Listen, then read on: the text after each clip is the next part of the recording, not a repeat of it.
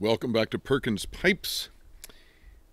Got the RBC Meerschaum out today, so you know what that means. It's got to mean that we are going to be talking about a work of art.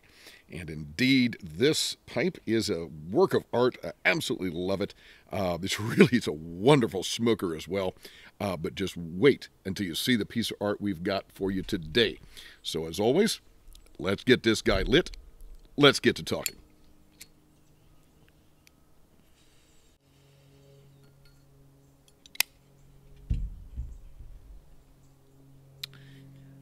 I'm going to talk today about my absolutely favorite sculpture. So many great things in the world of art.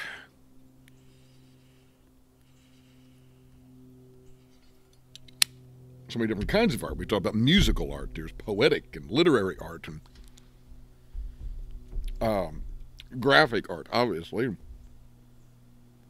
Usually when you just say the word art, that's what most people think of. They think about something graphic, a painting. But even within the graphic arts, there's lots of different kinds of things, right? You've got mosaics and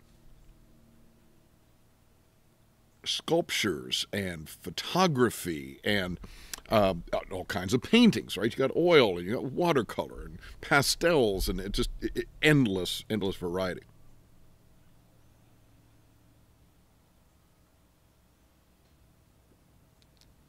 Now, there are several sculptures that I really enjoy. In fact, as I'm sitting here recording this, I'm thinking of some others that I'm going to put on the list to talk about in the future. The famous Laocoon sculpture group, the Discobolus of Myron, the Prima Porta Augustus, some famous sculptures from antiquity.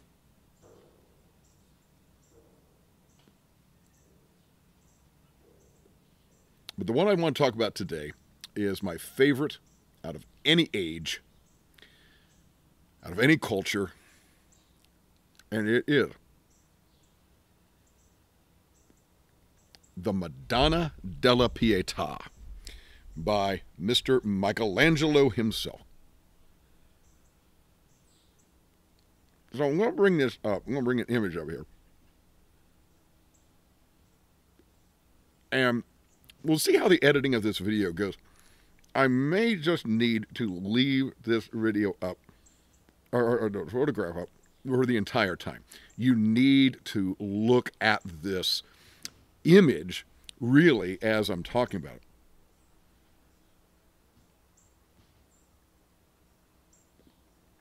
Often referred to just as the Pietà, although Michelangelo did more than one Pietà, and we'll talk about that word in a moment.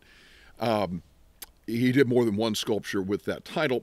This one, though, the Madonna della Pietà, or sometimes just referred to as Pietà, you'll find in the Vatican.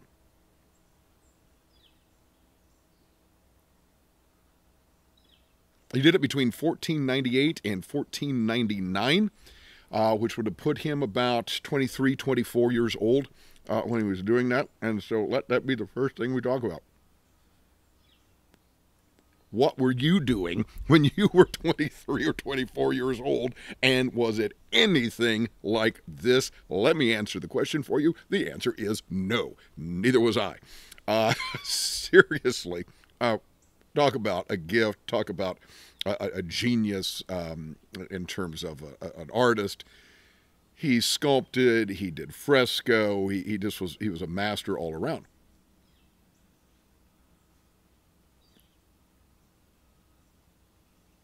So certainly young by our standards, when he produced this work. So let's talk about the word Pietà for a moment. Pietà is Italian, and it's coming from the Latin word pietas. Same word with an S on the end, okay? Pietas, in Latin. It is where we get words like piety, impiety, pious, P-I-O-U-S, the adjective, although we pronounce it differently in the negative, I-M-P-I-O-U-S, impious. So those words are all coming from this Latin word pietas. Now, when you hear the word piety today, I think most people think of churchy things, right? We're thinking of sitting around reading your Bible, being holy, praying, going to worship, these kinds of things. Those are marks of piety.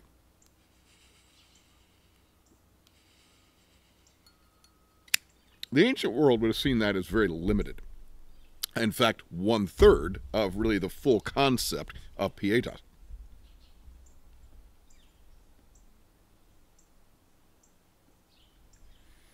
Pietas, for the Romans, is one of their virtues, and there are others, and a lot of these AS words in Latin are abstract virtues, and then come into English with the ty suffix. So dignitas becomes dignity, honestas becomes honesty, pietas becomes piety, and so on.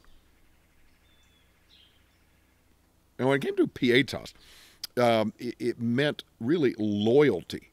It meant devotion. And a good Roman was expected to exhibit it in 3 directions: toward the gods, toward Rome itself, the fatherland, the patria, and toward one's family. So we usually say pietas erga Deos, pietas toward the gods, pietas erga patriam, pietas toward the country or the fatherland, and pietas erga familiam, pietas toward the family. And the ancient figure who best represented this was the character of Aeneas. And we'll bring up my favorite painting that displays this. And we may talk more about this painting at another time, but I'll bring this up real quickly here. This is the painting that shows Aeneas carrying really his father, leading his son and his wife out of Troy. He was a Trojan hero. Homer talks about him. Really pretty much the second greatest of the Trojan warriors, Hector being the greatest. Then the Roman poet Virgil in the 1st century BC took that story and that character and made the epic poem, the Aeneid, one of the great epics from the ancient world. And Aeneas is always depicted as representing pietas. That's his characteristic, right? He's often referred to in the poem as pius Aeneas, loyal Aeneas, dutiful Aeneas. He shows loyalty toward the gods because he was carrying the figurines, the little miniature statues and things, the sacred relics out of Troy to preserve them.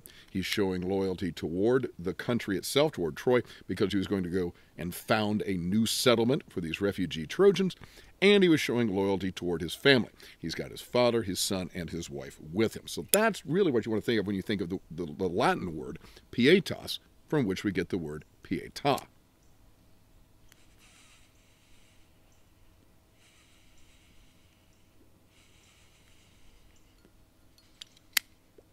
Now, let's talk about the sculpture. Bring this back up again.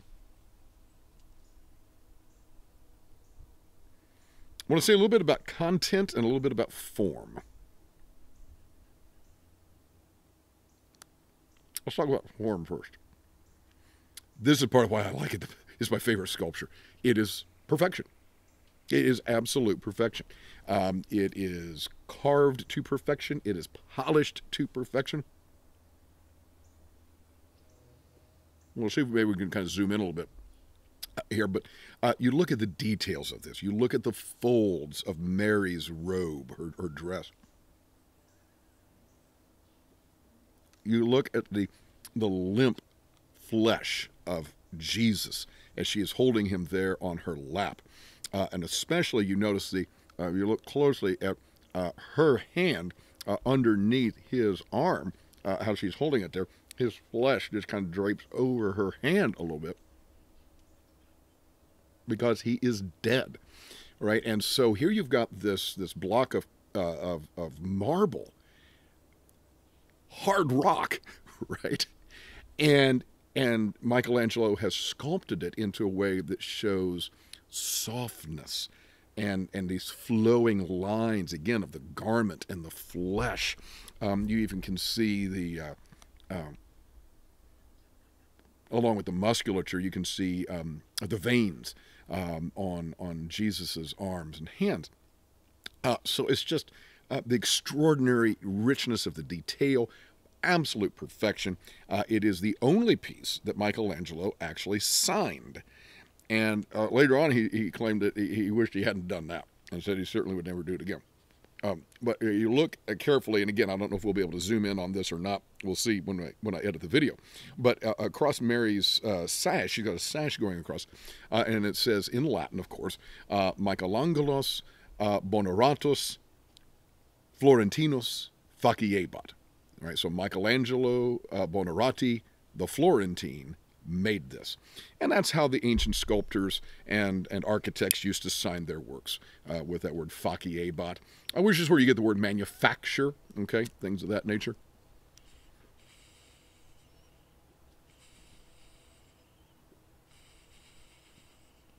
And indeed, Michelangelo did manufacture it, because manufacture literally means made by hand. That's the original meaning of manufacture. So certainly he did it by hand.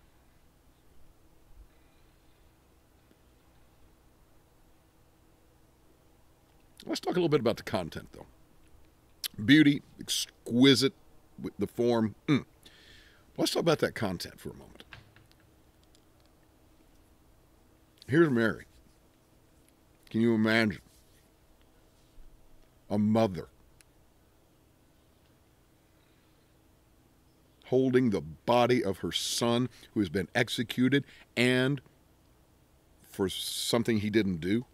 Can you imagine the horror? Talk about when Mary and Joseph presented Jesus in the temple as a baby. She received that word that a sword will pierce your own heart too. Well, certainly that's the case. She is now having to hold the body of her dead son.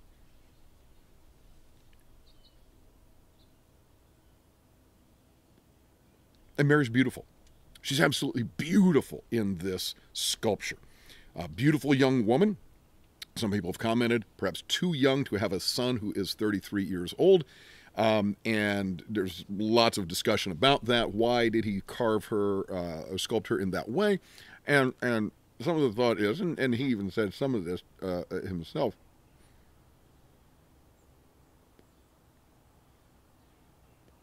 to recognize and to represent her purity, right? And obviously, hey, if the angels could say to Mary in Luke's gospel, hail full of grace, right? Ave Maria, gratia plena. We know that from the famous piece of music. Hail Mary, full of grace. If you're full of grace, there's going to be a radiance to you, okay? And so that's what he captures artistically in this sculpture.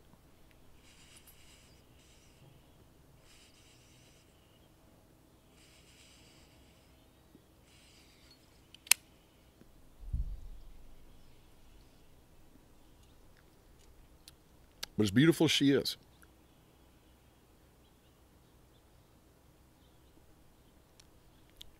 her gaze is looking downward at the body in her lap. And quite frankly, it draws our gaze down as well. And now you see the beauty of Christ. You say, what's beautiful about a dead body? Well, nothing. Because when you realize who this is and why he has died, when you realize that this is God in the flesh, one of the central mysteries of the Christian faith. And this God willingly chose to die on behalf of his sinful creation. Oh my. Oh my. There is beauty indeed. Beauty in horror, beauty in tragedy, beauty in the ugliness of the crucifixion. And make no mistake, the crucifixion was an ugly, ugly business. Right? And all of that Michelangelo captures in this glorious, glorious sculpture group. So, I want to ask you a question. Have you seen this one before? What are your thoughts about it? What are your thoughts about religious art? Do you like religious art? Does it stir your heart and your soul? Does it make you go, meh, whatever? Talk to us about that. Love to hear your thoughts, and of course specifically about Michelangelo's Madonna della Pietà. As the poet, artist in his own right, Malcolm Guite likes to say, I do these little things in order at last to do nothing. Or as I like to say in Latin, parva ago ut tandem, nihil agam. Have a wonderful day.